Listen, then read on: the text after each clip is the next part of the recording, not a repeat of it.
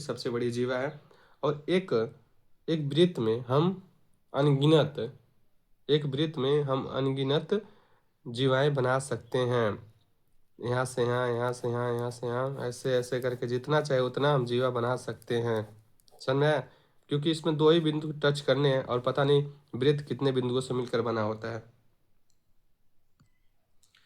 अगर आपको वीडियो समझ में आ रहा होगा तो एक प्यारा सा कमेंट जरूर कीजिएगा, अगर नहीं समझ में आया तो मत कीजिएगा। तो चलिए अगला टॉपिक, परिधि। वृत्त के चारों ओर की कुल लंबाई या घेरे को परिधि कहते हैं। परिधि मतलब सरकमफेरेंस। परिधि का फार्मूला 2πr। वृत्त के चारों ओर की कुल लंबाई या घेरे को परिधि कहते हैं और परिधि का फार्मूला 2πr। फार्मूले को देख के एक सारी आई, ना किसी से दोस्ती ना किसी से प्यार, ना किसी से दोस्ती ना किसी से प्यार, वृत्त की परिधि 2πr। तो चलो इसको एग्जाम्पल से समझते हैं। चलो परिधि समझते हैं।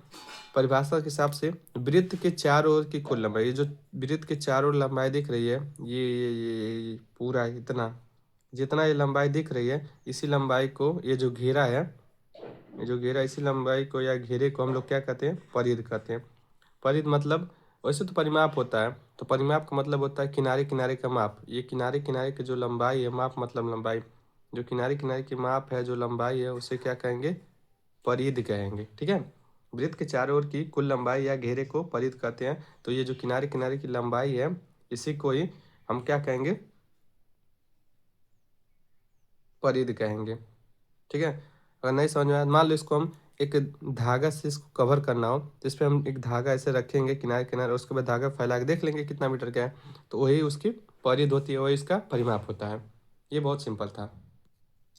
अब समझते हैं चाप, इसे इंग्लिश में आर्क कहते हैं। वृत्त की परिधि का कोई एक भी सतत हिस्सा। अब सतत हिस्सा क्या होता है, एग्जाम्पल में देखेंगे। वृत्त की परिधि का कोई एक भी सतत हिस्सा चाप कहलाता है। और हाँ, इसका फार्मूला जो इम्पोर्टेंट है, इस पर कई सारे न्यूमेरिकल लगते हैं, सवाल लग जाएंगे, तो फार्मूला जरूर याद कर लेना। चाप की लंबाई बराबर होता है 2πr इंटू मतलब गुणा, इंटू मतलब गुणा। तो चाप की लंबाई बराबर 2πr इंटू थीटा बटे 360। ये थीटा क्या है? थीटा यानी कोई एंगल, कोई कोण दिया होगा, 60 अंश, 70 अंश, 80 अंश। ये थीटा मतलब कोई एंगल है, कोई कोण है, जैसे 90 अंश दे दिया जाएगा, 120 अंश दिया जाएगा, तो उसी के लिए थीटा है। तो चाप की लंबाई बराबर 2πr इंटू थीटा बटे 360।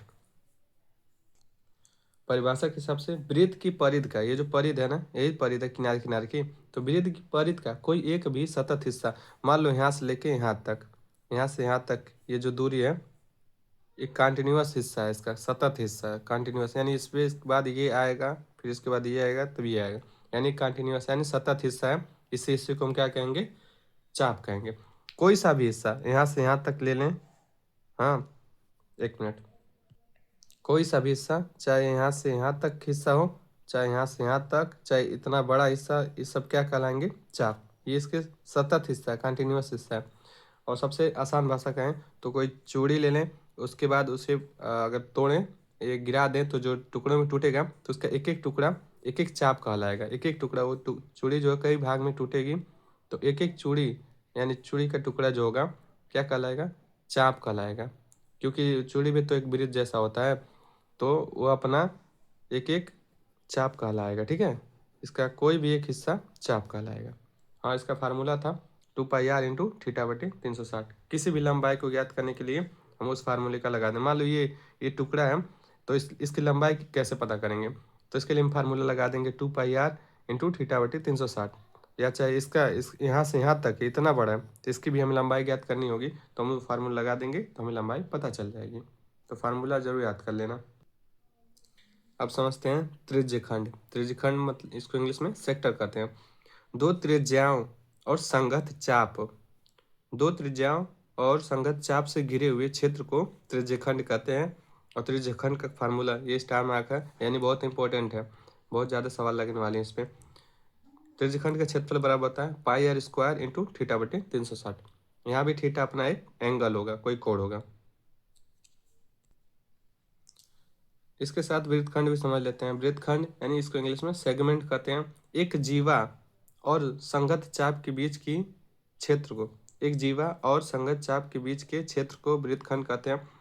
इसका फार्मूला 9th और 10th में काम आता है, तो बाकी क्लासेस में नहीं काम आएगा। वृत्तखंड का क्षेत्रफल 1/2 इंटू स्क्वायर इंटू ब्रैकेट में थीटा माइनस 360। वृत्तखंड का क्षेत्रफल 1/2 square into theta minus sine theta. तो परिभाषा से सबसे पहले त्रिज्यखंड समझते हैं।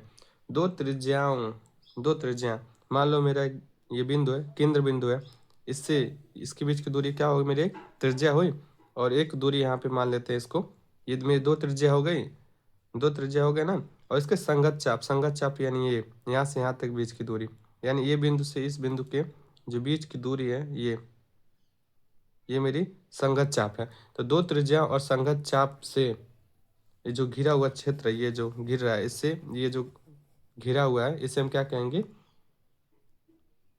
त्रिज्यखंड कहेंगे। ये जो घिरा हुआ क्षेत्र है, इसे हम त्रिज्यखंड कहेंगे। एग्जाम्पल के तौर पे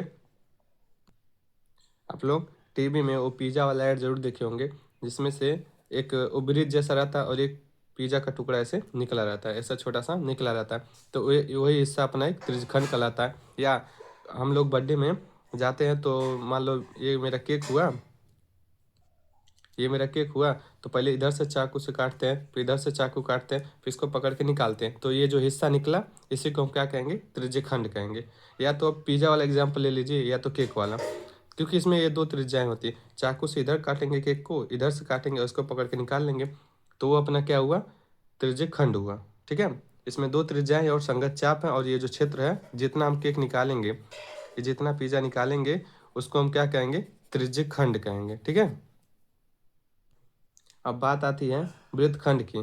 तो वृत्तखंड मतलब उसमें कहा कि एक जीवा और संगत चाप के बीच की क्षेत्र को, एक जीवा रहना चाहिए।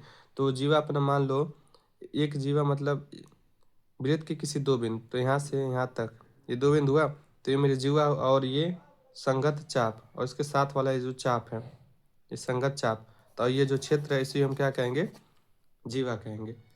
देखो